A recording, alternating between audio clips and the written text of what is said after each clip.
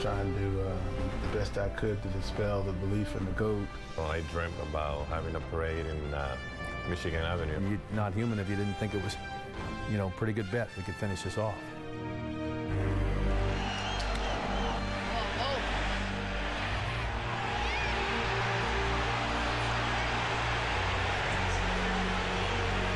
It's not interference, but if the fan gets out of the way of it, Moises gets a phenomenally important out. My glove was right there, and I had the ball. Moises 100% would have caught the ball. I'm sick and tired of that question. I swear, man. Wow, that just happened. And then bad things happen. And bobbled by Gonzalez, and everybody's safe. It was probably the most difficult time in my life. It took me a long time to get back and be me again. To be a cop, you have to be strong mentally and physically. If they ever win the World Series, they'll burn the city down. If you go to Chicago and win the World Series, it's going to be different. It's going to be a celebration. It's going to be a long celebration.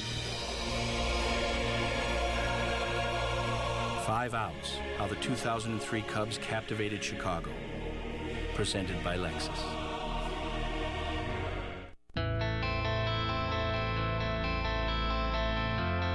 Not only is he a terrific manager, but he's a terrific human being. So, without further ado, the new manager of the Chicago Cubs, Dusty Baker. Coming off of a 95-loss season in 2002, the Cubs, known to most as the lovable losers, struck gold in landing a manager fresh off a World Series appearance. Dusty Baker was tabbed to guide the organization into a new era, someone to try to change a past known all too well in Cubs lore. Well, you have to think about leaving whatever's happened bad in the past. You can't bring the past forward with you, you know, to the present. So, you know, it's a new time, new day, and new era, and we're starting over from zero. I don't care what's happened in the past. We can't do anything about that. All we can control is what's in the present and the future. I kind of always knew if he was available that would probably be the way we would go, and that's what happened. So it was a great day for us. I thought it was a real good beginning for myself as a GM, and he was a hot ticket then and a terrific guy, and it was kind of, we got Dusty and let's go. You know, when the job came up here and Jim Hendry had told me that I was his number 1, 2, and 3 choice, I was like, okay, man, you know, you got your man. And so, you know, at that press conference here, I mean, I was really, really psyched. I mean, the people were psyched. We were all on the same side. And we're on the side of trying to get to where they hadn't been before. Just brought a whole different attitude into the organization. From a player standpoint, I think we love his energy. We love the fact that he didn't miss anything. He was in every pitch for everybody that, you know, either at the plate or on the mound or in the field. He didn't miss anything. And, you know, he's got the wristbands and the toothpicks, and he's into every pitch. And it was just a nice breath of fresh air, and for him to bring his passion into an organization or a franchise that maybe had been not quite as passionate in the previous years. But, no, it was a wake-up call. Dusty came in at the right time. Put a very good team together, and because his vision, we have a chance to go all the way. And it was like the Messiah had come to Chicago. My name is Dusty, not Messiah. That's how big it was. This guy's leaving a World Series caliber club to come to the Cubs, who won 67 games, I think, the year before. In Dusty we trusty. Everyone was jacked. Players raved about Dusty Baker, and here he was picking the Cubs. And he said, God told me to come to the Cubs. He said, I looked up and the Lord said, that's where you're supposed to be. And we all believed.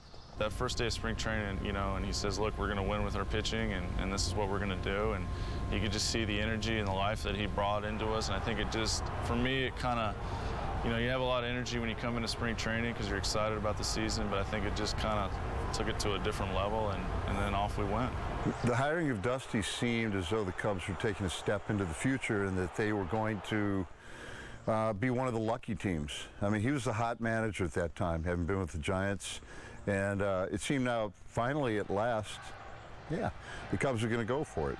And people were really excited. They had those in Dusty We Trusty t-shirts. You know, it was kind of the mythology of Dusty Baker was coming to the Cubs, and that was a good thing.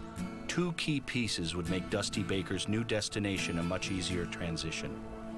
22-year-old Mark Pryor and 26-year-old Kerry Wood were a 1-2 punch that most managers could only dream of. The homegrown tandem became one of baseball's best storylines. When it was my day to go, I was just trying to match what he was doing, quite honestly. We didn't talk about it much. I know there's a friendly competition there of whatever you could do, I can do, maybe a little bit better. We definitely fed off each other. You know, he'd strike out 8, I'd go try to strike out 9, you know, vice versa. And it was just fun. And I think that drove us the rest of the way down the stretch. And but when he took the mound, it was just like, I'm going to, you know, sit back with a couple of bags of sunflower seeds and watch him dominate for 8 or 9 innings. I mean, it was really just one of those years for him that you don't see a guy come up with that kind of stuff, command at that age, and with his poise pitching down the stretch, and it was fun to watch. It was a treat watching him day in and day out, and you know, he's just got that, and he's always had it, you know, just that raw, just explosive fastball. Kerry Wood has 7 strikeouts. He is really humming today. And to watch, you know, what he would do with guys and just throw it right down the middle and say, let's go. You know, he just had that mentality. It was just a blast to watch him. And you know, he was a great guy for me to play with. You know, really helped me out as far as learning, you know, the city and, you know, how to, you know, pitch in Wrigley and just pitch in the big leagues. Wood and Pryor were a special pair because they were power pitchers, and they were young, and they were workhorses. If one lost, the other one would win. And I don't think there's any question they were the best pair in the National League. Maybe, you know, almost for a spell there, the best pair in all of Major League Baseball. And Mark Pryor, honestly, except for my memory of Doc Gooden, you know, was certainly not in professional baseball at the time. I don't remember anybody coming in and throwing that well and that consistently in the beginning of their career like he did. I mean, I used to tell people when I was driving to work that year, when Pryor was pitching that day, you just assumed you're going to win. The first half started with a major milestone.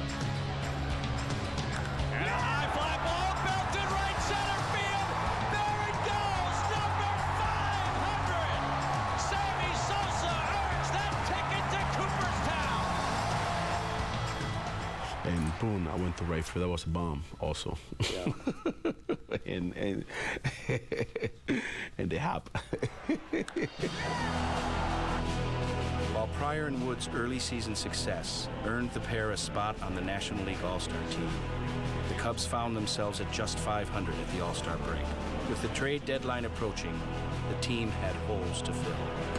Center fielder Corey Patterson suffered a season-ending knee injury, while the team's third basemen were hitting below 200. Jim Hendry found the missing pieces to the puzzle within his own division.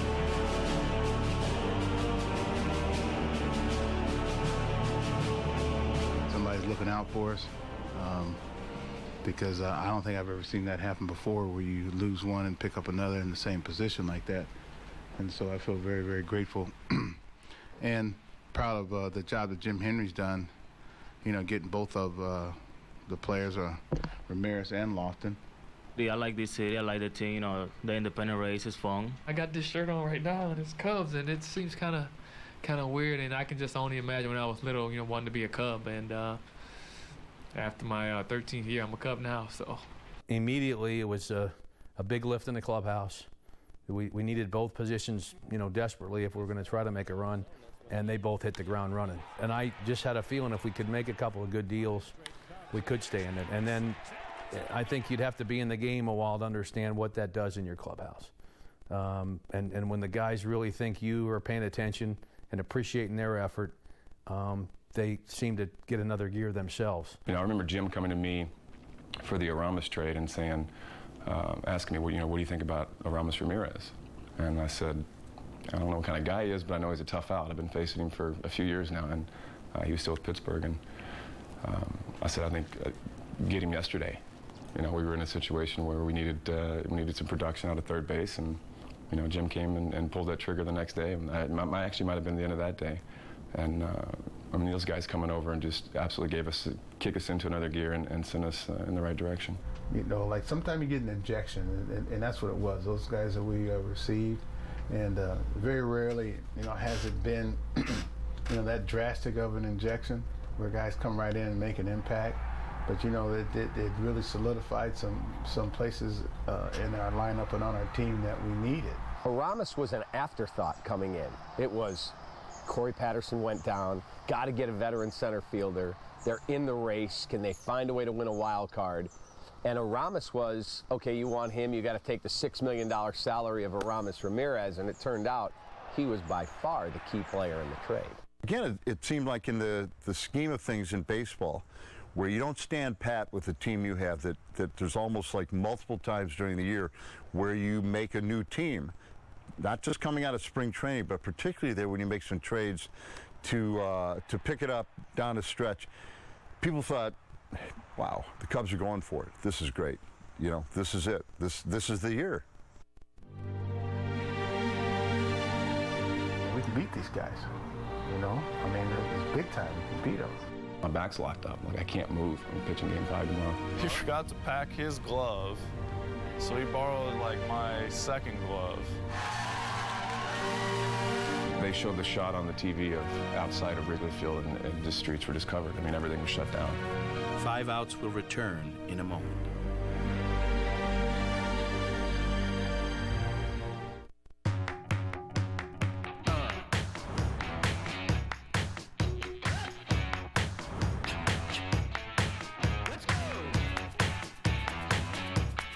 You can choose to blend in.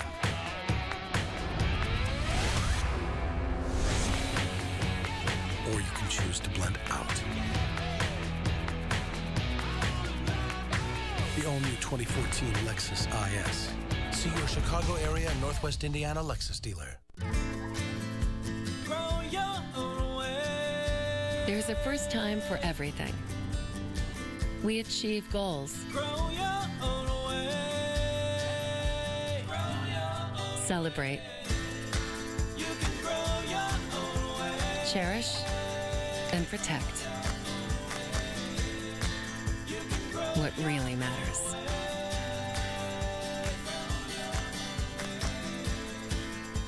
Dude, I need some Mighty Wings. They make me want to dance.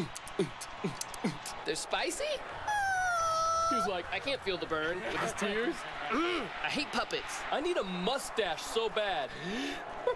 Go get them all and watch me chew in.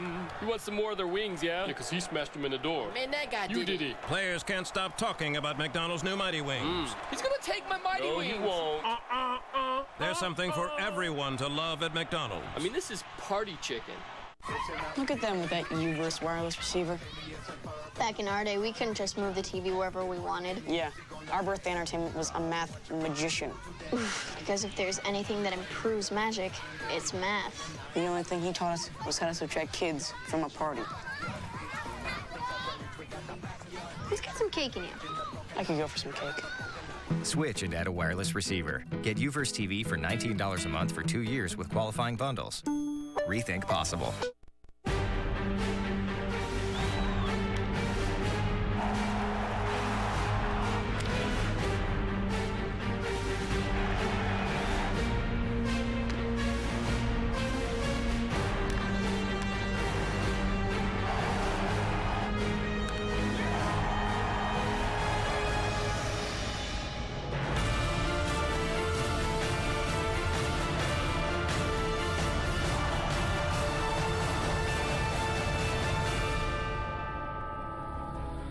After the trade deadline, the Cubs started to click.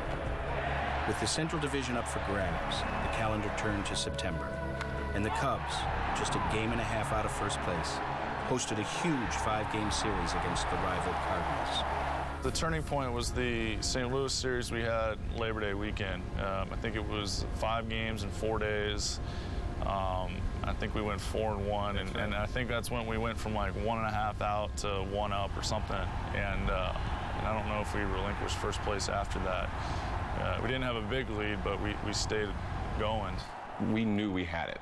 That was a huge series. It was later in the season, towards the end, that 5 game in 4 days. And again, remember them you know, us celebrating after that five-game little series, and knowing we just knocked the wind out of their sail completely. They were done, and all we had to do was go out and take care of business. Wow, the Cubs are for real. They always found a way to fold. And that series, 4 out of 5, Dusty barking at La Russa, and his team took on that personality and went, you may be Tony La Russa, take a back seat, this is our time. And I think that's when Chicago started to really believe. Point finger from each other, you too, man. I don't know what, that was great. That reaction that right there is pretty much like a splash everybody. Like, whoa, hold on a second, we got a man here, you know what I'm saying? They can go out there and fight for us. The Cubs never looked back, winning 14 of their first 18 games in the season's final month. The race for the Central Division crown came down to the final weekend.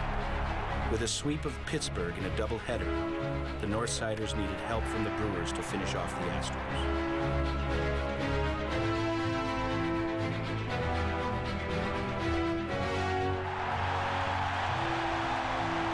That's why they're cheering. The guys in that scoreboard might have the best job in the park today as long as the Brewers keep scoring. And every time they put up a score for not our game, but for the other game, you know, the crowd went nuts. So they obviously were well aware of what was going on, and we were trying to stay focused on what we had to do. And, you know, the good thing is that we knew that we had our fate in our hands. We win 2 ball games that day, you know, then it's over. Everything finally seemed to be falling right. I mean, we've been through so much before, we being anybody in Chicago, and of course anybody who was considered themselves a Cubs fan, that this had to be the time. It had to be happening. Double play ball, second base wide, on the first. The Cubs are the champions of the Central. Look at that mob scene on the turf at Wrigley Field. Obviously, as your first year as a GM, it was something really special, and the fans were terrific, and the whole kind of run in September there was building up to that day in a tremendous fashion, you know, and yeah, it was a great day for all of us. Yeah, I remember that day and knowing this is their time. They flexed their muscles. They felt like it was all, as you put it, all the stars were aligned for the Cubs to set their pitching up to go into the Atlanta series, to clinch it on that Saturday that they did. And they had a group of veteran players who said, enough. No more curses, no more any nonsense. We are going to win the division. We are going to the playoffs. And I remember being in the locker room covering that scene, and it was just insane. But they were guys that were on a mission. It wasn't a young team that went, whew, we made it. We're here. It was, okay, that step's out of the way. Now bring on the next one. Postseason berths weren't the norm in Chicago. The division title was just the Cubs' second in 14 years, sending Wrigleyville into a frenzy. And even though they had to face the Braves, winners of 9 straight division titles, their playoff-tested manager had the Cubs thinking much bigger. The Braves were the mighty Braves at that time. And I remember having a team meeting. Andy McPhail was there, and Jim Hendry, and everybody was in there, and we were telling these guys, you know, we can beat these guys. You know, I mean, it's big time. We can beat them, and you know, that's how we felt, and you know, that's how you got to feel. You know, because if you're standing at the end of the season, one of the few teams left that's going to the dance. You know, I mean, you take it one step at a time. Knotted at 2 games apiece, the series came down to a do-or-die Game 5 in Atlanta. Kerry Wood had already beat the Braves in Game 1, but beating them in Game 5 certainly was no lock. I mean, it was 9 o'clock at night. I'm like, my back's locked up. Like, I can't move. I'm pitching Game 5 tomorrow. So I slept on the floor. Just slept on the floor with my feet up, and you know, woke up the next day and grabbed some lunch. Felt all right. Went to the field. So I don't know if it was stress or nerves or what, but the back ended up loosening up. But I did sleep on. I slept on the hotel floor the night before. As if that wasn't enough. He forgot to pack his glove. So he borrowed like my second glove to pitch with. So I'm like, gosh, you know, and I'm very like not superstitious, but I like my feeling of my glove, and I'm like, I really hope my glove doesn't screw him up. But Surprisingly, the glove issue was not a big deal to me. I knew, apparently I wasn't ready to go back to Atlanta for Game 5. I thought we were going to get it done in 4. I just didn't pack it. I didn't pack the glove. I didn't even look. I got to Atlanta, and they unpack your bag. I'm getting dressed for the game. I do all my pregame stuff. I go to my locker, and I'm like, no glove. So now I'm thinking, okay, I got to find a Wilson glove because I got a Wilson contract. So I'm looking. No other pitchers are using Wilson. One of the coaches, I think Dick Pohl had a had a Wilson glove that I had seen before. So I'm looking around and end up asking Pryor if he's got another glove. He's got, yeah, it's Rawlings. So it was his backup glove. So I was able to black it out and cut the R out of it and went out and got loose. But again, it wasn't like I was frantic at all for whatever reason. I just needed a glove. Maybe when I was younger I would have freaked out about the superstition or not having my glove or whatever, but I guess I really had time for that. Once the game finally started, Wood put his pregame adversities behind him. And he just blew away Andrew Jones on a high heat. Wow. Dominating the Braves over 8 innings en route to a 5-1 victory and clinching the Cubs' first postseason series win in 95 years. You've waited 95 years, Chicago. It's time to celebrate. The Chicago Cubs advance to the National League Championship Series. I knew it was bigger than what I thought it was when I saw Michael Jordan in the clubhouse. that was my in Atlanta, and that was my my sign that something big was happening. But honestly, again, I think where I was in my career and how I felt, it was just a day for me to go out and do my job. And I think if you look at it as a hadn't won in 100 years, it just adds so much more to it. There is, I don't think it was any. I realized after the game was over and got a chance to talk to Santo. I actually talked to him right after the game was over. I was on the phone down in the tunnel. Guys were inside spraying champagne, and I was down the hall talking with Ronnie. Just hearing his voice, he's crying on the phone. This game was over 9 minutes ago, and I'm just realizing now how long it had been and what it meant to these people of Chicago, the fans, the ex-players, and so I think that, and again, seeing Jordan in the clubhouse kind of put it all in perspective for me. Terry Wood probably threw the best game he pitched of his career under the most pressure in Game 5. He beat Atlanta in Atlanta. That was just a huge effort. That was the first time I started to really believe, wow, my team might win a World Series here, because I'd seen them flame out in '84, not win a playoff series. I'd seen them flame out at 69 when I was 9 years old. I'd seen them flame out in 1989, flame out in 1998, never really believing we got a shot, just hoping. This time, when they beat the Braves, I went, they just beat the big bad Braves in Atlanta, and we're going to play the Marlins. It's a young team. I think my team has a shot to go to a World Series. We know we have a chance to be special because of the 100 years or whatever at the time it was. That the team hasn't been in the World Series or won the World Series. And we know we had the opportunity to do that. We have a pretty good team. I felt the Cubs had a better team in Atlanta going into that series, so I really wasn't surprised at all that they beat Atlanta and beat them quickly and handily in that series, and to finish it off in Atlanta. It was just too bad for the Cub fans who have waited forever to celebrate really any kind of a postseason, not win, but postseason series win, to not have that game in this ballpark. Typical, Cubs fans, we had a strong contingency there, on short notice. I just remember going back in, you're celebrating, you came back out, and these fans are just there, and you're just like, it's unbelievable. And, for me, it was my first time going through. It was the first time for a majority of the guys, and you're enjoying the moment. And the Cubs nation had mobilized. You could feel it rumbling and arming and getting on the bandwagon all over the entire country.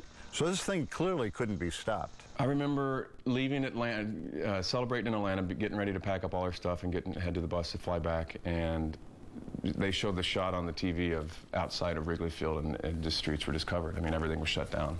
You just see people. And I think I said to somebody who it was, but we're getting ready to go back into a madhouse. Like, we're going back to Chicago for this next series, and it's going to be different than any of us have ever seen.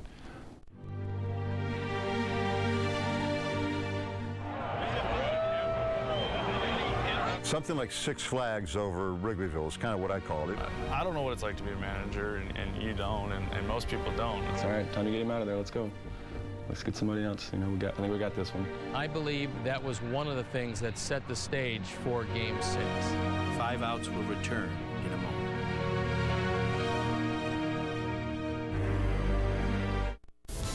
Tomorrow, division rivals go toe-to-toe in a preseason battle on the West Side. Tune in as D. Rhodes and the Bulls take on the boys from Detroit. Don't miss Bulls, Pistons, tomorrow night at 7, only on Comcast Sportsnet. Grossinger Toyota Scion delivers value again with a 2013 Toyota Camry LE for only $19,900. Grossinger, delivering value since 1928. Visit GrossingerToyotaNorth.com now and get your new Toyota. NHL Center Ice puts the excitement of the NHL in your hands. Trying to pull to the fence and he scores! With up to 40 out-of-market games a week, you choose the superstars and super matchups you watch every night of the season. Out in front, they score! Stamkos! Watch Stamkos on Saturday, Taves on Sunday, Malkin on Monday. With NHL Center Ice, the game lives where you do.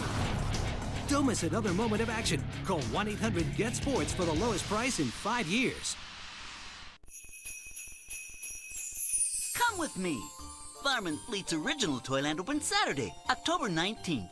Tell them how much bigger and better Toyland is this year. Yeah, they added lots more toys, and we're talking the good stuff, like Legos. Oh, and Hot Wheels, and Barbie. Farm & Fleet always has the lowest prices in town. Wonder what the big guy thinks of the bigger and better Toyland. Ho, ho, ho! Nobody beats Farm & Fleet when it comes to toys.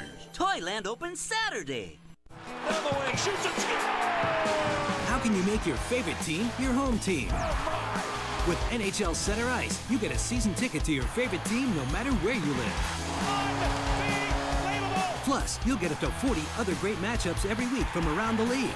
Absolutely off the charts. So bring home all the action of your team. NHL Center Ice, the game lives where you do. Don't miss another moment of action. Call 1-800-GET-SPORTS for the lowest price in 5 years. We now return to 5 outs, the story of the 2003 Cubs, presented by Lexus. NLCS, the big bad Braves are gone. There was a different vibe, and people were so jacked. Well, that was where Wrigley Field and the Wrigleyville area became something like Six Flags over Wrigleyville is kind of what I call it. It was, they could have put a tent for like a mile in all directions over that thing. It was one giant party. I thought that there was a very good chance that the Cubs were a better team overall than that Marlin team. However, it was the Marlins that struck first. They're losing, and Sammy comes up against Uget Urbina.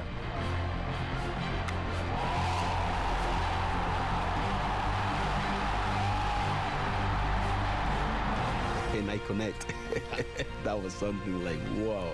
The whole stadium went crazy. And as soon as he hit it, I'm thinking, wow, another clutch moment. And then Mike Lowell hits a home run off Mark Guthrie and the game's over, and I'm thinking, typical Cubs. Lose the opener with all this emotion at home. But the next night, the Cubs responded, and in a big way. Down the left field line. Is it fair or is it foul? Fair ball, home run. Dusty Baker kept his young gun on the mound rather than turning it over to his bullpen and giving Pryor the extra rest. Pryor threw 116 pitches that night. And 10 years later, some still wonder why. He had 120-something pitches. They all by so many runs. Why they doing that? We're not gonna come back. I don't care how bad the bullpen is. Doing the radio at the time, I said something that's still out there somewhere in radio land. And if you remember, it was a 9 or a 10-run lead that the Cubs had. And Mark Pryor had thrown more pressure innings, more starts, more appearances, had dealt with more adversity than ever in his career. He was a first-year pitcher. And when Dusty had him stride out there for the 7th inning, what I said at the time was if a full, healthy bullpen full of pitchers could not stop the Florida Marlins from getting 10 runs before they got 9 outs, they ought to resign from the playoffs, because Mark Pryor should not throw another pitch in tonight's game, he should save it for down the road. That's not what happened. Mark Pryor went out there, and by my estimation, somewhere in the neighborhood of anywhere from 35 to 40 more pitches came out of his arm. I believe that was one of the things that set the stage for Game 6. It was it was obviously a blowout. But, again, I think it's tough to manage. I don't know what it's like to be a manager, and you don't, and most people don't. I mean, there's only 30 of them every year. I don't really know what his thinking is there. I guess traditional or conventional wisdom would say, yeah, let's take him out and let's get our bullpen some work and stuff like that, but that wasn't what it was. And you go until your manager tells you you're done, and that's what I did. And again, whether that would have made the difference in, it wasn't like I pitched bad in Game 6. I've said the same thing on the bench. I think I was sitting next to Clement, and it's just a casual conversation. We're talking about the games. Like, all right, time to get him out of there. Let's go. Let's get somebody else. I think we got this one. I remember making those comments, but even looking back on it, I don't think it was detrimental to what happened later in any series. I'm all for working guys because Dusty's job is to win a World Series. End of story. It's not for him to worry about 2009, 6 years later, are these guys still going to be healthy?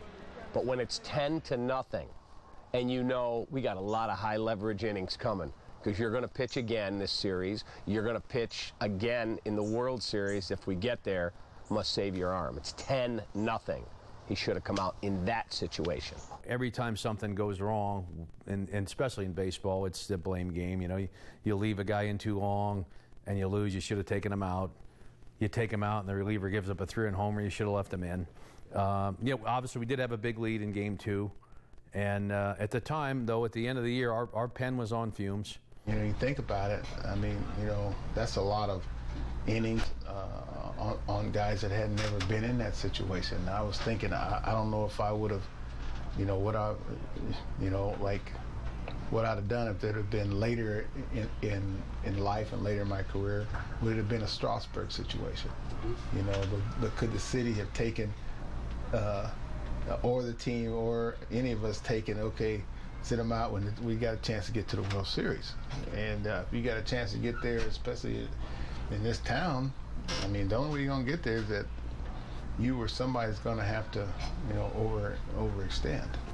Dusty was hired to manage the team for the present day. He's not hired to manage teams for 3 or 4 or 7 years down the line. And if he had to run me out there, I wasn't coming out of games. I didn't ask to come out of games. I didn't want to come out of games. I wouldn't have changed anything about it. You have to live in the present. And at that time, we had a chance to win. We won our division. We had a chance to go to the World Series. And if I stopped playing after that, it would have been a great run. But you do what you have to do to win ball games at the time you're in it. The Cubs used Game 2 as a springboard for wins in Games 3 and 4 in Miami. With Florida's backs against the wall, Marlins ace Josh Beckett silenced the Cubs in Game 5. But it set the stage for a clinching scenario in Chicago, with the National League's most dominant duo perfectly positioned to get it done. We're not going to quit. This thing's it's not over. There's still going to be a Game 6 and a Game 7. I just said there's no way they can beat us in both those games. They might win one, but not both those games. We brought our suitcases that last game in Florida, and I think a couple of the Cubs players, I don't want to say who, or I heard that it was like, why you even bringing your suitcase? The series is over with. So we was like, okay, we'll see about that. Oh yeah, we used to always have that little bit of talking, bag, say, and I told him, hey, pack your bag, my friend. It's over. It's over. I remember that no one in the world gave us a shot. But I remember that our team never lost its spirit. Our team never was really down or felt like we were out of it. We were just taking it one game at a time, nothing to lose, and see what happened. There's nothing guaranteed in baseball, but we have a pretty good feeling that we're going to be in the World Series, because we got young Zambrano, we got Kerry Wood and Pryor. It was going to be tough for anybody to beat those 3 guys on a roll. I think we were so young. I mean, we believed it because we were just young enough to think we could do it. On the other hand, it's like, well, nobody was expecting us to even be this far anyways. We're going to win this thing, and we're going to win with the best pitcher they have. It was a done deal. They might lose one, but the odds of losing both were impossible. I mean, there were none. Who were the Marlins, for God's sake? An expansion team. So the expectations technically were on them. We were playing with no worries in the world, and it was our greatest ally the entire time. You know, I do remember one thing. When they came to Chicago for Game 6 or 7, they weren't panicking. They really felt like that they were going to get Pryor and Wood. They really did. I remember I had my eyes on the ball. My glove was right there, and I had the ball. Back away. This is the Cubs. We don't make any errors. They did. I wanted to win and have Bartman sit next to me in the ticker tape parade. 5 outs will return in a moment.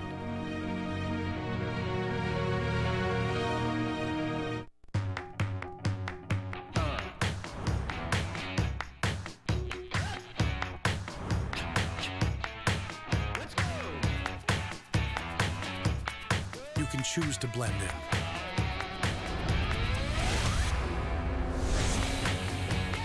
Or you can choose to blend out. The all-new 2014 Lexus IS. See your Chicago area and Northwest Indiana Lexus dealer. Are you afraid of getting out of debt, stressed out, but afraid to do anything? Filing bankruptcy is like going to the dentist. Most people wait and stress out, but feel a lot better once they go. In bankruptcy, just like the dentist, can be painless. I'm attorney Peter Francis Geraci. Call us now or log on to infotapes.com. You won't know how good you'll feel being debt-free until you do. 1-800-401-4010. Stop by Mr. Submarine and satisfy your appetite with one of our delicious sub sandwiches. Mr. Submarine is satisfyingly tasty, great value. Mr. Submarine. Just opening up the mortgage checkup tool. Just answering a few questions about my loan. Ooh. Just finding out a refi could save me thousands. Rates are as low as 3.25% APR. So why aren't you at LendingTree right now? Huh. 15 minutes could save you 15% or more on car insurance. Yep. Everybody knows that. Well, did you know the ancient pyramids were actually a mistake?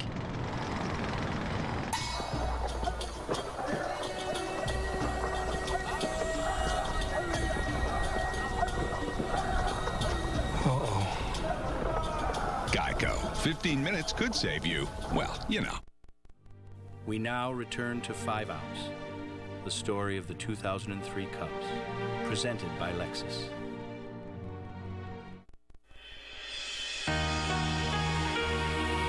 You see the police barricades that were already set up all the way out onto Waveland Avenue and Sheffield, and the numbers of people in the town and the vibe. It was just such an unbelievable setting. At that time, Wrigley Field was bananas. Like, you couldn't even leave our hotel room because it was Cubs. Everything around the whole city. It was unbelievable. It was as good as it gets, you know, for something we hadn't gone through before. I mean, there was, I don't know how many thousands of people were in the streets, not, you know, before the game. You know, just waiting, hoping, and obviously it was great hope for 2.5 hours. With a 3-0 lead and Mark Pryor on cruise control, the Cubs were just 5 outs from clinching the National League pennant. And his teammates were starting to sense it. And I was going over the lineup. I was starting game 1 of the World Series. I was sitting on the bench watching the game, going over kind of in my head, you know, Yankee lineup. And I remember I went into the clubhouse and grabbed a drink. Came back out. Actually, they were putting the plastic up inside. Karros had his video camera going already, sitting, going. Juan Cruz, actually saw him run by me and set his video camera up. And I just remember thinking to myself, like, yeah, that's a little bit, let's just relax. I was okay with Karros' camera because he'd been filming for the last 2 months, but seeing Juan Cruz for whatever reason, I just thought to myself, like, all right, better hope we don't, you know, have to rip this stuff down real fast.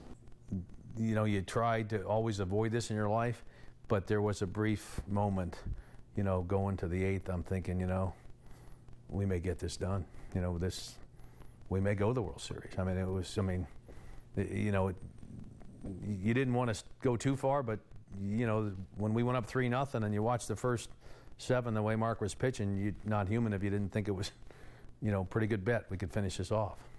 Never in my wildest dreams, nightmares, did I ever think there was a chance with prior dealing and the Cubs winning 3-0 and 5 outs to go and Wrigley alive. Never did I ever see them losing that game. And then, once again, the Cubs' past became its future.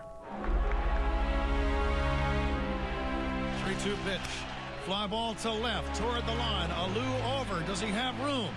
And leaping up, Alou cannot make the play. Moises went into the seats. He could have had that ball. A fan interfered with him, but when you go into the seats, you're not going to get fan interference. If a fan just gets his hand out of the way, Moises makes the catch. Oh. When you're at home, I can't believe that a fan would do that. Just back out of the way, Moises makes the play. It's not interference, but if the fan gets out of the way of it, Moises gets a phenomenally important out. Well, I remember Luis Castillo hitting the fly ball, and I remember not being very good at jumping and rubbing a home run. That wasn't a home run, but it was the same jump, the same play, going in the foul territory. And I remember I had my eyes on the ball. My glove was right there, and I had the ball. But you know, they interfered with me, and I didn't catch the ball. The ball was clearly in the seats, so no interference on the fan is going to be ruled. But Moises Alou jumped and reached his glove into the seats and looked like he might catch that ball, but a fan reached up and took it right out of his glove. I've looked at the tape. I pointed. I thought it was fan interference. I did. I'm not. That's an honest opinion. I thought it was fan interference. I don't think he changed the course of the game, history, of all those things that have unfortunately been blamed on this particular person. I have never been to the home of Moises Alou, but I do guarantee you there are no gold gloves on his shelf. So does he make that catch? I don't know. He made a lot of catches that year. He missed a few catches that year. It's supposition whether he could catch it or not.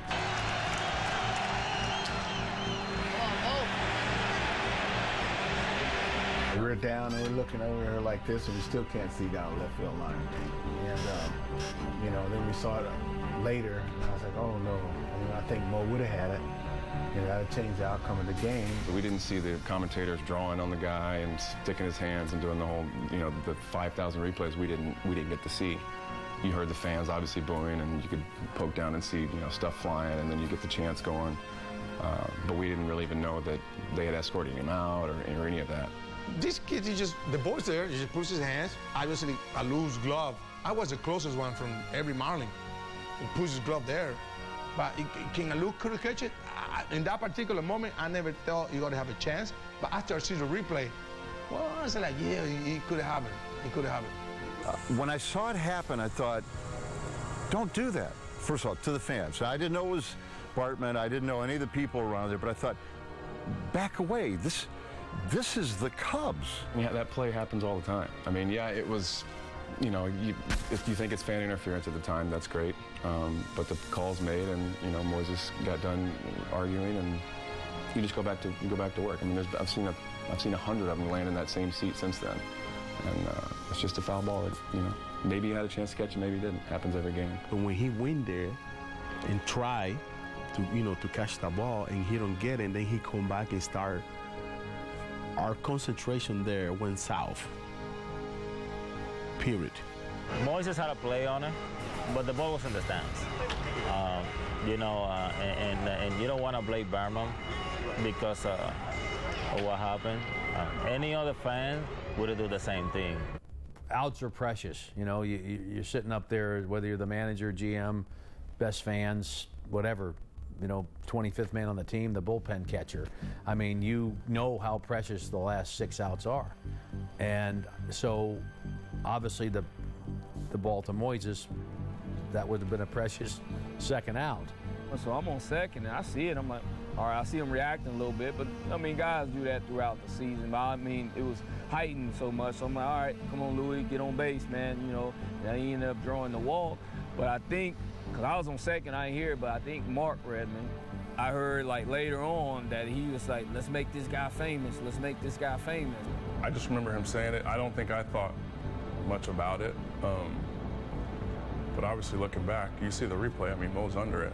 I mean, that play happens all the time, but in that situation, you know, Mo's reaction and just the combination of that moment and everything, man, it turns out to be one of the biggest moments.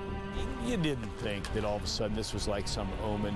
I mean, I think it's easy for people to look back on it now, but as I recall, and I mean, that's been 10 years ago now, but as I recall, that was just one of those things where you're like, okay, it happened, Alou showed some emotion, the crowd showed some emotion, but you didn't think that that was a precursor of what was then going to come the rest of that inning.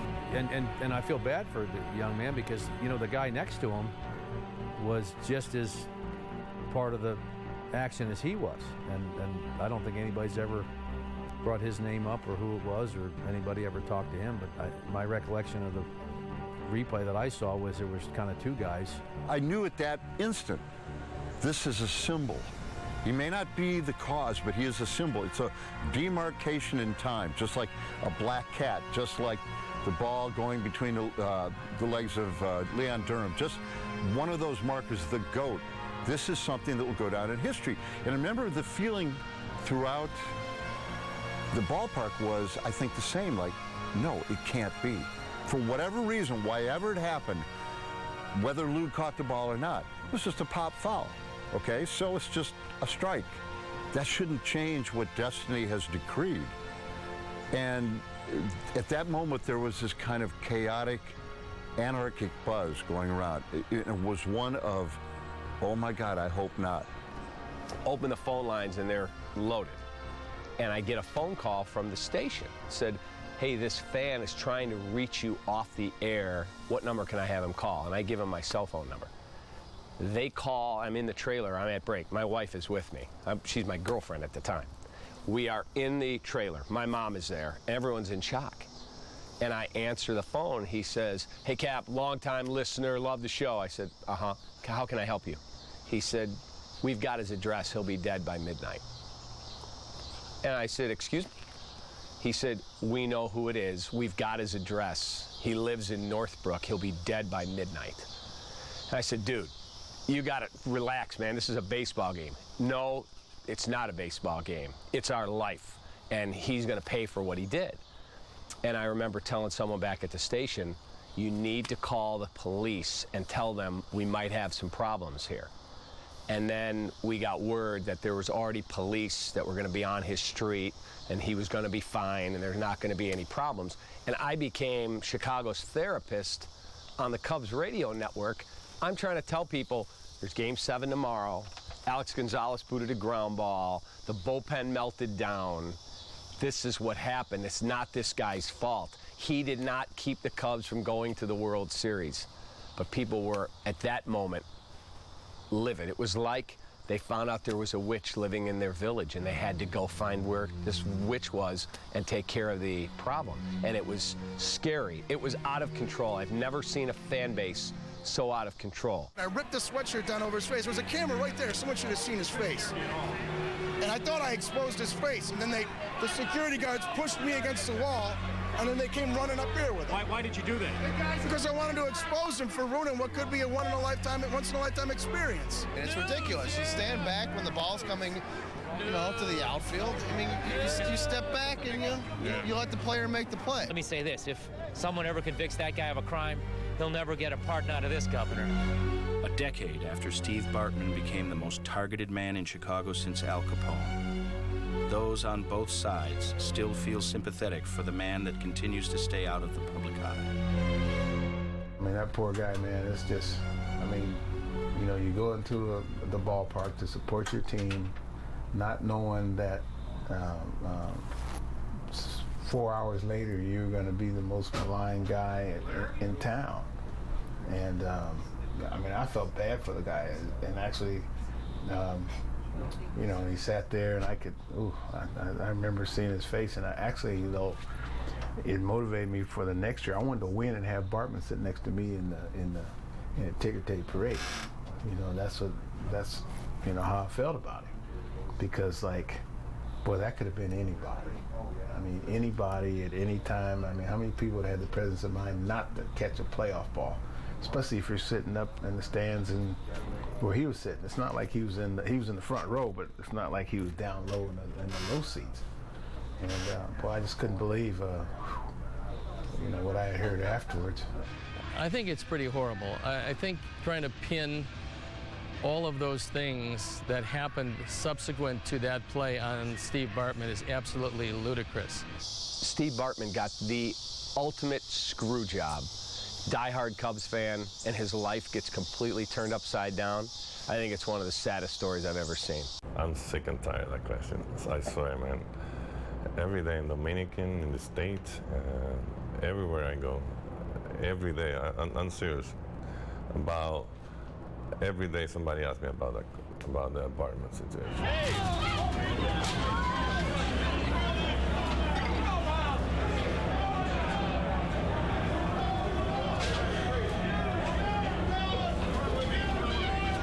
Do you feel bad for him? Well, I do, for sure. I don't think has he been in public yet? I don't think so. So I do feel bad for him, and I said it that day. It wasn't his fault. Even somebody came up with some bull crap that they made up about that I said in the elevator that I wasn't going to catch that ball. That's not true. I had that ball. As soon as the elevator door closes, my younger son, who's a Cub fan but loves to throw bombs, says, "Bleep Bartman." And Moises starts laughing and he goes, the funny thing about that is, even today, everywhere I go, everywhere I play, people are always yelling, "Bartman, Bartman." He looks down for a second, he's still smiling, and then he says, "You know what the funny thing is? I wouldn't have caught the baseball." But, to characterize it as bullcrap, like I said, I think it does him a disservice because he clearly said it in jest. I never followed up in an interview, never got a chance to talk to him before that broke. So, you can make of it what you want. He said it. I don't think he genuinely believed it at the time, but he definitely said it. Just one pitch. Just one foul ball. But it represented so much more to a franchise in a city thirsting for a taste of what a World Series would be like. And on the mound, amidst the chaos, was a young Mark Pryor, left alone to sort through what would become the legend of Steve Bartman. Nobody went to see him. Nobody went to tell him, you know what, that doesn't matter. You got 5 outs to go. You got a 3-run lead. Let's get a few outs, and if not, I'll turn it over to the bullpen. That would have been something that someone should have said to Mark Pryor, instead of not going to visit the mound at all, and it was Larry Rothschild and Dusty Baker. Never made that visit to the mound to calm down Pryor after all of this. I've always believed someone should have gone to the mound. It said, "Mark, take a deep breath. We're fine. Don't worry about Moises' histrionics out in left field. We're fine. Just make a good pitch here. Let's get out of this inning, and let's get to a World Series." That's ridiculous. I mean, I've heard all the theories and, whatever you want to call them. What's going on? Dusty Baker did not do anything with Mark Pryor. The players on the team didn't get together. You can look back and say, yeah, maybe the catcher could have come out, maybe Larry could have come out and just say, hey, don't worry about it. But he was cruising. It was just a foul ball. It was just strike 2 or strike 1, whatever it was. Ground ball in the hole is short. And bobbled by Gonzalez, and everybody's safe. An error on Alex Gonzalez. Alex, he's been turning that double play since he was probably 10 years old. I felt bad for Alex because Alex was a guy that could pick it. He's one of our clutch players on big time on the team. It just shows you they can happen to anybody because this guy could pick it. And when the ball was hit, we're like, yeah. And then all of a sudden you're like, oh, and I think that was, that would have been a game, inning-ending double play. And then who knows what could happen from there. A play that Gonzo, probably makes 98 times out of 100, I know you're not going to believe this, but I've never gone back and looked at it and studied it. The assumption is it was a routine double play. I don't remember that. If they make that play, I think they not got any more problems, They're not talking about the fly ball to left field and Moses going to catch. I think that's another excuse. Sorry, but the GOAT, the whatever they did, I mean, same way with Boston, with Beirut, bad trade. No, there's a lot of bad teams out there. They played terrible for so many years. If you wanted something to hang on and believe, okay, Bartman, that's Bartman's fault. But I think take advantage of people's errors. That's what the Marlins did. We don't make any errors, they did. From a player standpoint, I didn't think, oh, something's getting ready to happen. I just thought, well, that's not good. And then we had the foul ball, and then you got the next, 2 pitches later, you get a boot, and okay, now they're one swing away from tying this thing up, and it became a little bit more serious now. I don't think I looked at it as, here we go again, or this is going to happen. And I'm sure the fans you could feel that energy from the fans because they've been dealing with it for 100+ years. But from a player standpoint, it was just, all right, I'm going to throw another ground ball, and we'll get, he'll turn the next one. I said to myself, whoa, that scared me right there. That scared me right there because, you don't see the mistake twice. So when that happened, I'm like, whoa, something going on right here. I say to myself, I cannot say it to everybody else. But then after that, that was a sign that we was in trouble. Proud was pitching an unbelievable game, but also we have in the bullpen, we have Zambrano, we have Clement, we have weapons that we could use those guys. Because 17, he probably was pitching great, but you have a couple more guys there that, you could have finished, because when the thing little switch, come on Clement or come on Zambrano, that was my idea. Probably Dusty have a different idea, a different mentality to go out there because he's the manager. This is where I think at that moment, you're thinking somehow whatever just happened in the stands has affected everybody on the entire team. It's like a virus has spread.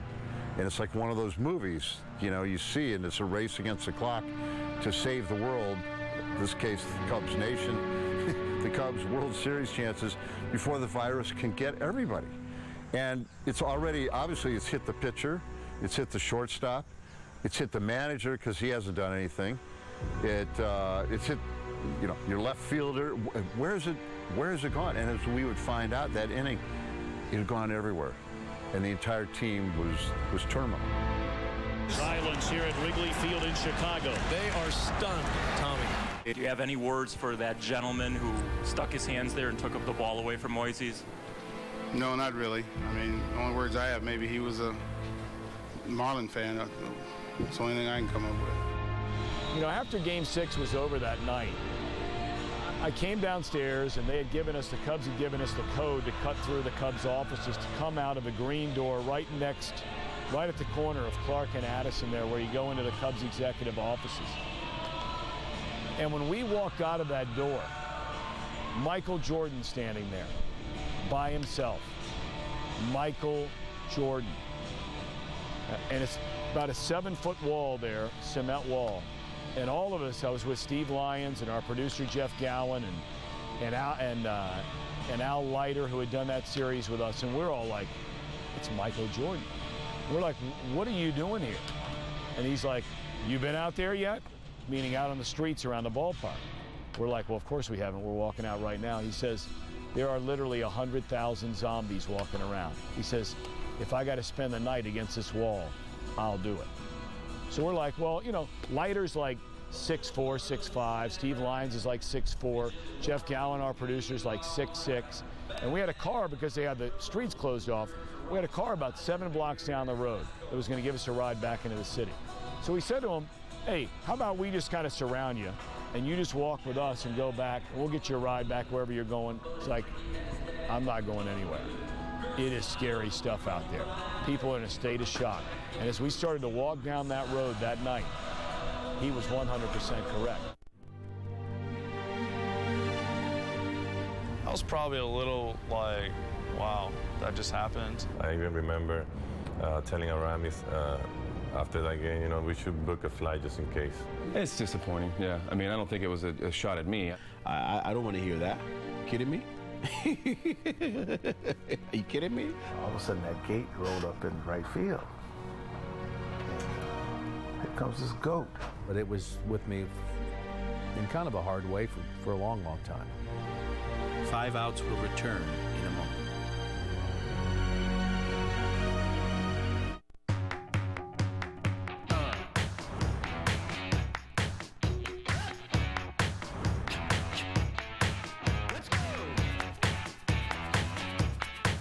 choose to blend in.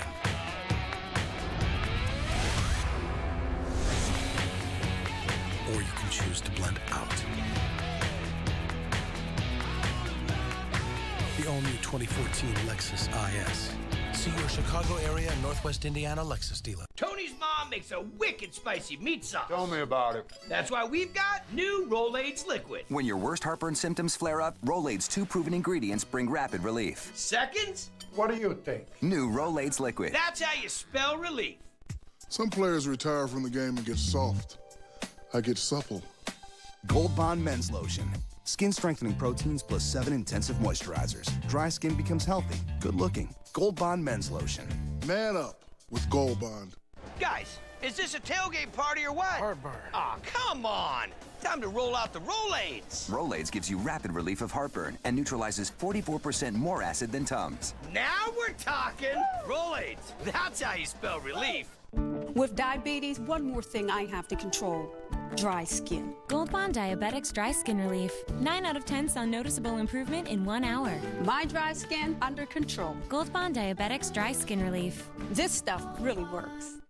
They served with pride and honor. Army National Guard. United States Marine for 5 years. I'm an Army veteran. They are experienced, disciplined, dedicated, and skilled. Their job while in uniform is to get the job done. Don't you want someone like that on your payroll? Risking their lives was just part of the mission. Now it's our mission to get them back to work. And we can all help. Visit hiringourheroes.org. We now return to 5 Outs, the story of the 2003 Cubs, presented by Lexus. You still have Game 7. The safety valve, you know, you can still pull this ripcord. You still got that thing there, the fire extinguisher. Everything will be fine. However, after the chain of unlikely events that had happened the night before, not everyone was bursting with confidence. With the Cubs World Series hopes on the line and Kerry Wood on the mound, a pair of his teammates were planning for a postseason exit. I didn't really like our chances after what happened. I had a gut feeling or weird feeling. I even remember telling Aramis after that game, you know, we should book a flight just in case we lose tomorrow, and we did. I showed to the practice the next day, and me and Moises are pretty close. And he told me that he had a reservation just in case we lose. I mean, every time, and we always do that. You know, we go home right after the first fly out. We go home, and he told me that he has a reservation just in case. You know, we're ball players, and we know anything can happen. There's nothing guaranteed, and just in case we lose, we're gonna leave the next day. I don't want to sound like a negative player, negative person, but we did it just in case, and we had to leave, and it happened because we had that gut feeling after everything that happened, after they kept coming back on us. If we lose, it wasn't gonna be fun to be in Chicago, so that's why we want to be out of there. If he would have told me that, I would have said, no way. We're fighting, exactly. But you know, Hen and Arami was, you know, pretty good combination until today. But I don't want to hear that. You kidding me? Are you kidding me? I don't want to hear that. I want to hear something positive. Are you kidding me? I don't want to go home. I want to go to New York. But you know, everybody have a different mentality, like I say.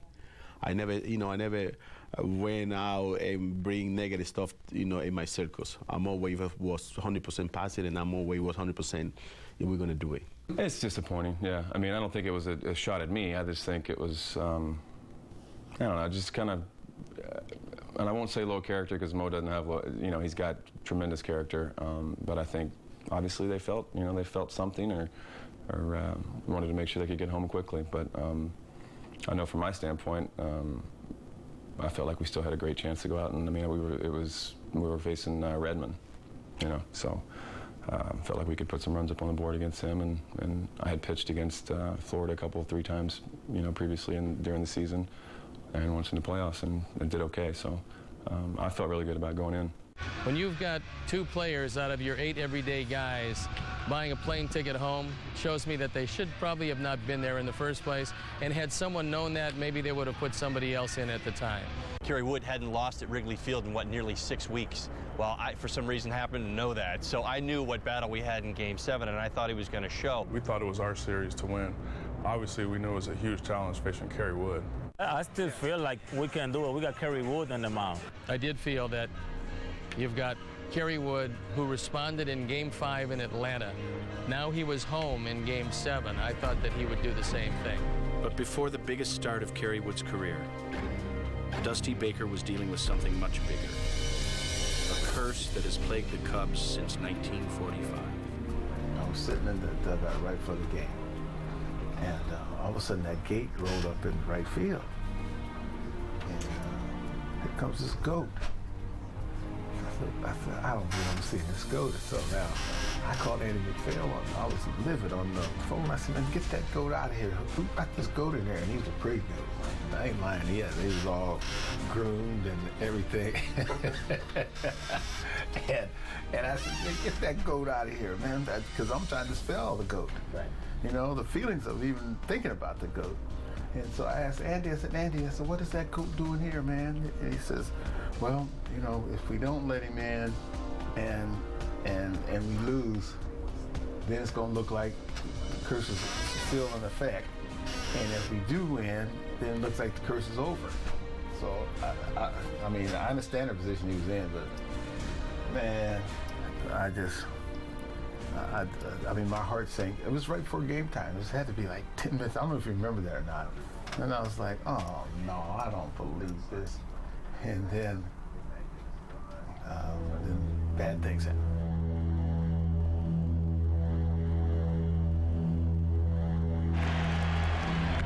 In the air, deep left center field, and the 20-year-old Cabrera has given the Florida Marlins a 3-0 lead in the opening inning. And when the Miggy hit the 3-run shot, I was like, all right, we got him, you know what I mean? And everything was quiet again, and you know, they were still pulling because there was a lot of game left, but we knew they were on the edge of their seats. The players knew that they had to score to win the game, at least 3 runs to win this game. So the pressure, I think, from that first inning on was put on them. An inning later, it was Wood's turn to respond, and it would come in the unlikeliest of ways. 3-2 pitch on the way. Swung on, hit in the air to deep left. It's got a chance. Gone. Kerry Wood has homered. Listen to these fans. The best sound I've ever heard was in the 3-run homer to tie it. I recall to this day, that's one of the memories that's just been burned in my mind forever. To look out in this crowd while he's running around second base, and I can even see it now. This crowd and the excitement level in this ballpark was just unbelievable. And we're like, oh boy, pitcher hit a home run. We knew he could hit, but he hit a home run. I think he bat flipped it and pimped it, so to speak. And we're like, oh man. But you know, 3-3, we were still good. I felt that the Cubs were going to win that game and go to the World Series. That field was like electric. You know what I mean? I remember going back to the third base coach box, and just people all over me. Oh, you guys gonna get it? When he hit the ball, I put my head down and go, oh my God. I know that for them is gonna be like an energy bank. I never did hear it. It was the loudest Wrigley ever was, because the combination of what it meant, obviously, and Woody, who was, you know, a revered guy here, the pitcher hitting the home run, the whole deal. Hey, here you go again. Here you go again. Yeah, we're back. We're back in business. We're back in business. Yeah, he hit the home run, and the Cubs are back, and they're going to win because, you know, all this other stuff was just prelude, and it means nothing. And the Marlins don't have enough pitching. They can't possibly have enough pitching to finish this out. Moises Alou chased Marlins starter Mark Redmond with a go-ahead homer in the third to get into the Marlins bullpen. But because it was Game 7, nearly everyone was available, including Game 5 winner Josh Beckett. An encounter after Game 6 at a popular Chicago bar foreshadowed how it would all end for the Cubs. We walk all the way to the back of the bar, and there stood Josh Beckett. Josh Beckett. I walked over to him, I said, Josh, I don't mean to be presumptuous. I said, but Jack McKeon told us before the game tonight that if this series went to a 7th game, that you might come in and pitch out of the bullpen. I said, so what are you doing in here? He looks at me, and he says, you want me to tell you exactly what's going to happen tomorrow? Sure, why not? He said, Cubs are going to probably score some runs early in the game. I'll come in about the 3rd or 4th inning. I'll pitch the last 5 innings of the game. I might allow 1 hit, and we're going to the World Series. Next day, Josh Beckett comes in the game. 3rd or 4th inning, he gives up 1 hit, a solo home run, and they go to the World Series. How about that? And the Florida Marlins have come back from 3 games to 1 down to win the National League pennant. You know, they went ahead to the World Series. I mean, I was in shock. I remember after that game, I lived over on at Eugene Terrace at the time, and I told my wife, said, I'll be back. And I went to, I went up the street from my house. I walked, and I ran to some of the players on the Marlins, and they were partying and everything. And I left. I just went to another place up the street and had a breakfast spot. I wasn't hungry, but I just went in and sat in there, and I was like, boy, that's 2 years in a row. My heart's been broken.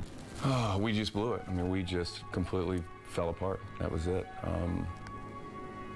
You know, for me personally, I'm sitting there. Obviously, I pitched that game, so I'm taking a lot of the heat for putting a lot of it on myself. And the worst sound I've ever heard in baseball period was how quiet that stadium was, and I could hear the Marlins guys talking and celebrating and what they were saying to each other. It was eerily quiet, and sitting in the dugout and listening to those guys jump around and celebrate like that was the worst moment. It took me about, after the season was over, it took me about 2 months to coming back to be a normal person. Devastated. Devastated, big time. I mean, big time. That was like, I can't believe that happened to us. I can't believe it. You know, it took me a long time to get back and be me again. It was probably the most difficult time in my life. It started with 2 years ago, probably, and then last year was very, very difficult. That last year, I mean, it was like, ooh. And people ask me, well, you know, you feel pressure? You feel if I can get through that year, I can get through anything. So, like I said, life's full of disappointment sometimes, but I haven't had many, but that was one of the disappointments I've had. It was devastating, you know. It was really, I think, kind of the same as him. I remember, you know, the next couple months, you not only have to drag yourself to work, but you have to, when you walk in that door, you got to show everybody else that it's not bothering you. But it certainly, it's not the daily grind it was, but it was with me in kind of a hard way for a long, long time. I would say years, you know. Once 5 outs from a World Series berth, the Cubs were now on the outside looking in. A decade later, their collapse in the NLCS still lingers.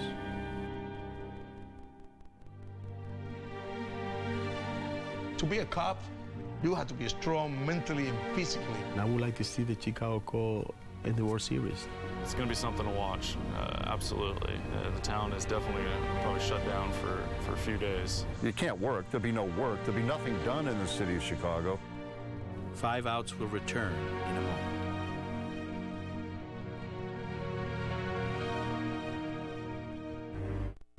I'm so excited. Can you believe we finally made it? I know, it's so cool here. Oh, hi. Okay, I'm almost there.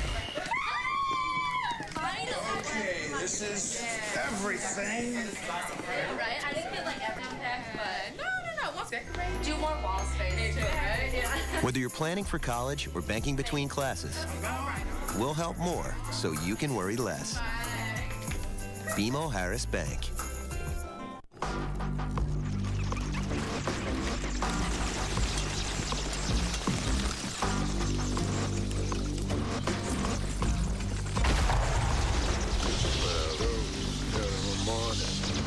as he took his hand from the hook.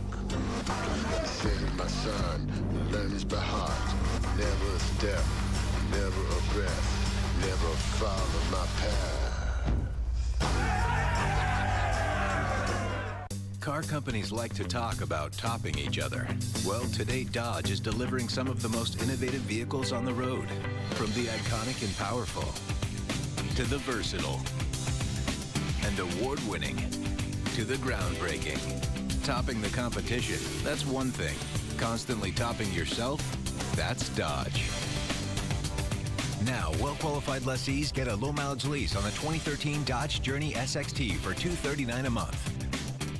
Watching sports on Xfinity from Comcast is like having a front row seat to the biggest moments. With NFL Red Zone, ESPN Goal Line, and the Watch ESPN app, you're right there for all the action. This is the Xfinity Sports Experience. This is awesome. You won't get all this with satellite. Sign up for the Xfinity HD Premier XF Triple Play or ask about other bundles starting as low as $99 a month for 12 months. Xfinity, your home for the most live sports. Call 1-800-XFINITY today. We now return to 5 Outs, the story of the 2003 Cubs, presented by Lexus. Now at 105 years and counting, the Cubs World Series drought is the longest stretch of futility in professional sports history. So how and why haven't the Cubs found a way to win baseball's most coveted prize in over a century? It's kind of part of being a Cubs fan. You get to say, oh, it's been 100 years, and we'll see how many fans we lose once we win it, you know? Fan base can be cut in half because people go for the underdog, but I don't know how you change it when you just got to change the way that the organization, like they've done, change the way that you're speaking. You're looking for, right now we're looking down the road to make this team a contender every year, not just, we're not going to make a splash and try to, you know, make a playoff push one year. This team, this organization is going in a direction where they're going to be in the postseason every year, and I honestly feel that. You know, obviously winning changes it. When people get up and say, oh, gee, if we don't win the World Series, it's a bad year, I tell them, you know how hard it is to win. It's hard. It's hard to get in. And then you have to, it's hard to get it and win after that, and you have to be good, have good fortune, but it's awful hard just to win. They had to pick the right manager, I had to say. They had to pick the right pieces to put it together. And you know, when they do that, I think, you know, they will do it again. I hope that one day, you know, they put those pieces again together. Somebody, you know, some manager that came back and pick the right players. They are hungry, they wanted to play. And I would like to see the Chicago Cubs in the World Series. And that's one of the few disappointments I've had in my life is not being the manager here that got us over that. And that's why it was so tough at the end that last year, because it's like, hey man, you know, like I'm on your side. You know, like I was even willing to, I was amongst the boos and the jeers and this and that. And my family could see my unhappiness and they were unhappy. You know, they were fearful for me sometimes to go out by myself and different things, because the people here are really into the team. I mean, their whole days are consumed and you know, by you know, the wins and losses and how the Cubs do. And I love seeing the W's hang out the windows and just you know everybody just living and being with us. And it's you know, it's a great thing when everybody has that same feeling, that same feeling that you know you're gonna win. And you would think in 100 years you almost luck into one. But there are some disadvantages to playing here. I mean, you know, you're behind the facility-wise. You know, there's no cage over in the home clubhouse, so your pinch hitters are hitting in the clubhouse this wide, swinging like this to get ready for an at-bat. So over the course of the season, things like that, day games, you know, you're going on the road, play night games, come home, your body has to adjust to the day games. Come September, you're tired. Whether you think it or not, your body is tired. So you just kind of add those things up, and I think that maybe has a little to do with it. But that being said, you would think one team would have crossed those hurdles and got it done. You know, we went from being the lovable losers. I felt that 03 really changed the culture of accountability. We were demanding a team. And I just wonder if we got a little sidetracked and trying to go New York Yankees style and let's go buy champ. It doesn't work. People forget the Yankees had 4, 5, 6 guys that were core guys. You're gonna have to add free agents and you're gonna have to add pieces, but you got to come up with a philosophy of how you want the game to be played. What are going to be your strengths, and stick with it. And I think overall, from everything I've seen, I don't follow that closely, but it seems like that's kind of the direction they're taking. Look at the great Yankee teams. I know they spent a ton of money. Jeter, homegrown. Mariano Rivera, homegrown. Posada, homegrown. Pettit, homegrown. Yeah, you sprinkle in other players around it, but how many championships did they win with those key guys that they drafted or signed and developed? That's what you have to do. That's how you win. I think everybody kind of deep down would like to see them win a World Series one day. From having played there, going to like the Cubs convention in the off season, that was something I've never experienced before. I was like, these people are crazy. Like, I mean, 40-some thousand people show up on a weekend, and so deep down, one day you would love to see them win, because when I was there, I don't believe in curses. I don't believe in none of that stuff. But when I was there, we lost games all kind of ways. Like, we lost games on balks. We lost games like I had never lost games before. So I'm not saying it's something, but it might be something, and hopefully they can one day win the World Series. Be honest with you, it's not easy to play for the Cubs. We play day games. You spend all day at the ballpark, then you go on a road trip. You know what I mean? To be a Cubs, you have to be strong mentally and physically to go to the top, because that grind you out every day in, day out, especially when they expect you to win. It doesn't take a genius to figure out exactly what was wrong with this team, and they did it over and over and over again.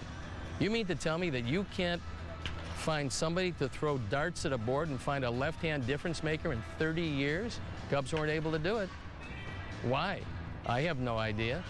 And it goes on and on. Why bring in guys who run the streets at night when you play mostly all-day games? Now, granted, in '88, it started to go and play some night games, but still the preponderance were day games.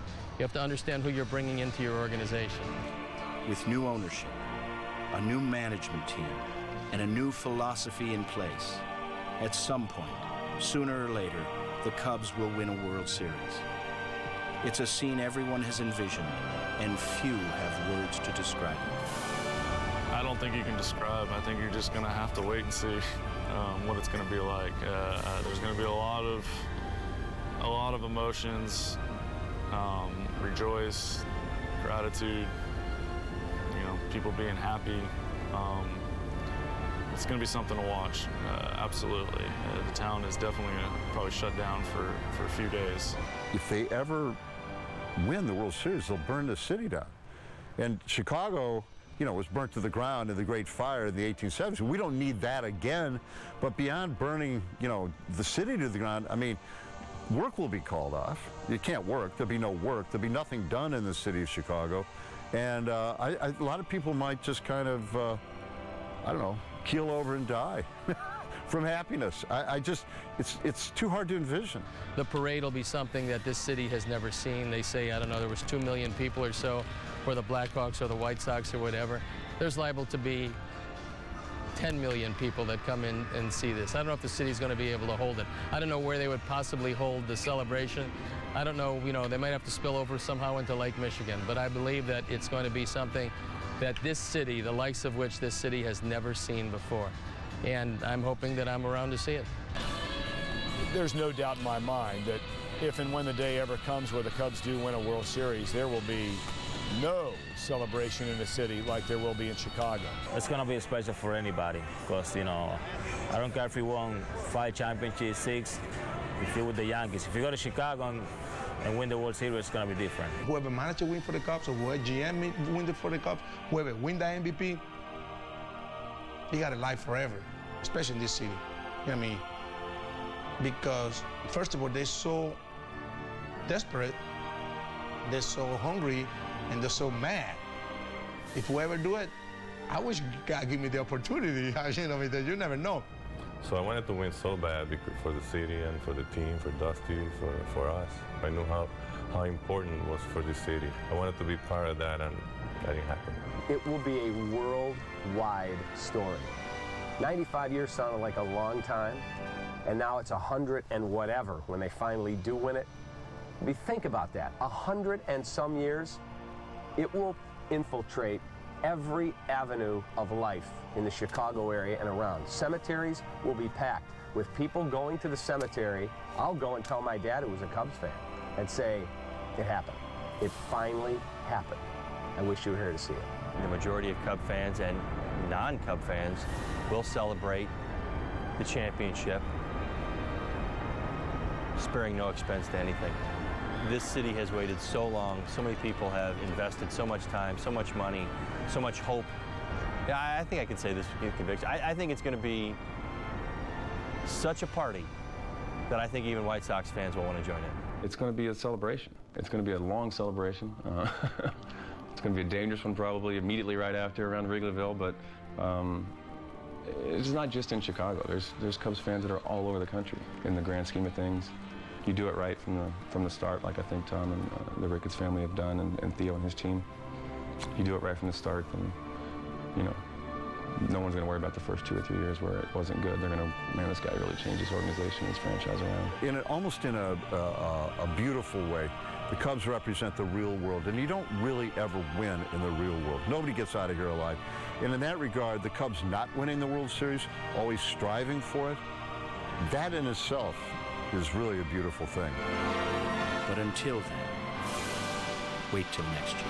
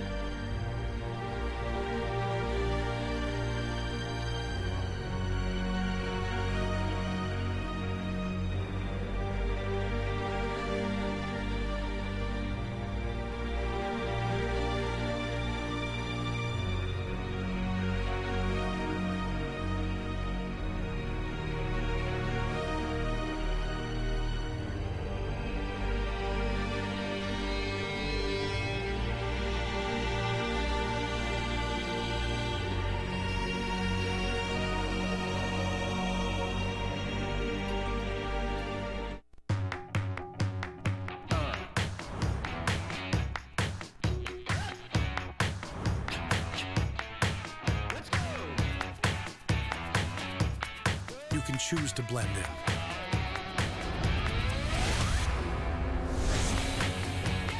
Or you can choose to blend out. The all-new 2014 Lexus IS. See your Chicago area and Northwest Indiana Lexus dealer. Hey, it's a dude, and I'm taking it to the streets for Curry Chevy. What do you like about Curry Chevy? Well, the service. Great selection. Great prices. They're nice people to do business with. They're right nearby in Forest Park. The Dude. And here's something else to like about Curry Chevy. Right now, get 0% APR financing on select new Chevys in stock. Hurry in today. If I would say all roads lead to, you would say First and Roosevelt. First and Roosevelt. First and Roosevelt. Curry Chevy in Forest Park. Pro Jersey Sports in Downers Grove, your outlet for authentic wear. Now, with double the space at our new location, Pro Jersey Sports has the largest selection of Chicago team wear anywhere. Get ready for each season with authentic wear from your favorite team. We have something for most any team, college or pro, plus throwback jerseys and autographed memorabilia. Pro Jersey Sports, you won't believe the selection or prices. Stop by our new location or visit us online. Pro Jersey Sports, 75th and Lamont in Downers Grove, your outlet for authentic wear. Buy NBA League Pass and watch the excitement of the new season wherever you want. For the win! Yes! You'll get live NBA games on your TV, computer, tablet, and phone. LeBron makes an incredible play. Watch the incredible action anywhere. To order NBA League Pass for 6 payments of only $31.99, call 1-800-GET-SPORTS or visit directtv.com/NBA. Hi, I'm Corey Crawford, and this is the home of the Stanley Cup champions, Comcast Sportsnet.